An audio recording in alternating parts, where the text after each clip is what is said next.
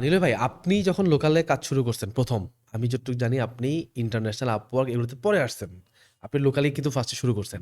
So আপনার ১ম client পাওয়ার এক্সপেরিয়েন্সটা আমাদের সাথে শেয়ার করেন। তাহলে আমাদেরকে যারা শুনতেছে তারা মোটামুটি একটা মানে ভালো গাইডলাইন পেয়ে যাবে যে লোকালি কাজ পাইতে সে কি করতে পারবে।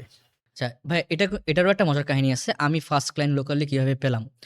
আমি যেটা করলাম যে এলাকায় অনেক চেম্বার থাকে।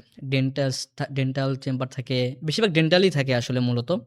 তো আমার এলাকায়ও এরকম ২-৩ টা ডেন্টাল কেয়ার আছে। তো আমি ওই ডেন্টাল কেয়ারে গেলাম।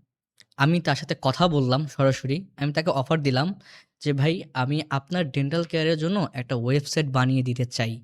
আমার কোনো টাকা-পয়সা লাগবে না।" কারণ ভাই একটা ডোমেইন, একটা হোস্টিং এর দাম বেশি না। বাংলা টাকা যদি আপনি বাংলাদেশী কোম্পানি নেন ৳১৫০০ র মধ্যে আপনি ১ বছরের জন্য ফ্রিতে পেয়ে যাচ্ছেন। মানে ফ্রিতে বলতে ১ বছরের জন্য ৳১৫০০ র মধ্যে আপনি প্যাকেজ পেয়ে যাচ্ছেন। আমি ওই ডেন্টাল কেয়ারে গেলাম এবং তাকে অ্যাপ্রোচ করলাম যে, "আমি আপনার ডেন্টাল কেয়ারের জন্য একটা ওয়েবসাইট বানিয়ে দিচ্ছি।"